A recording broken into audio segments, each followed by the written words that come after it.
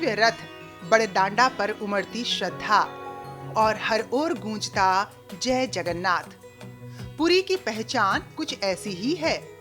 भगवान जगन्नाथ के नंदी घोष, भगवान बलभद्र के ताल ध्वज और देवी सुभद्रा के दर्प दलन रथ श्रद्धा और शिल्पकला के अद्भुत प्रतीक माने जाते हैं। पारंपरिक विधि से निर्मित ये रथ सिंहद्वार के समक्ष स्थापित किए जाते हैं और फिर पहंडी की अलौकिक परंपरा में भगवान अपने भक्तों के बीच विराजमान होते हैं। रथ यात्रा का सबसे बड़ा और भावुक संदेश है, ईश्वर स्वयं भक्तों तक पहुंचते हैं।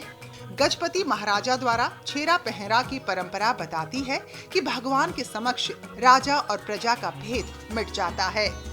इसके बाद तीनों रथ श्री गुंडीचा मंदिर की ओर प्रस्थान करते हैं, जिसे भगवान की मौसी का घर भी कहा जाता है। यही वो क्षण होता है जब लाखों हाथ एक साथ रथ की रस्सियां थामकर स्वयं को इस दिव्य यात्रा का सहभागी मानते हैं।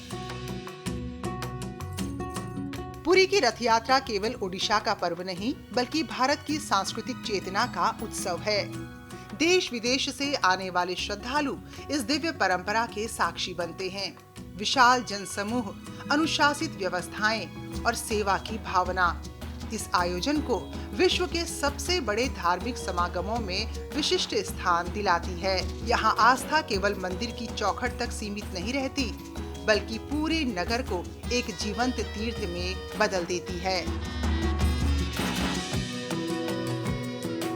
श्री जगन्नाथ रथ यात्रा केवल देव विग्रहों की यात्रा नहीं, बल्कि उस सनातन विचार की यात्रा है जो हर युग में मानवता, समरसता और लोक मंगल का संदेश देती है। जब भगवान स्वयं अपने भक्तों के बीच आते हैं, तब आस्था केवल दर्शन नहीं रहती, वो जीवन का उत्सव बन जाती है। और शायद यही पुरी की रथ यात्रा की सबसे बड़ी महिमा है। Bureau report, DD news.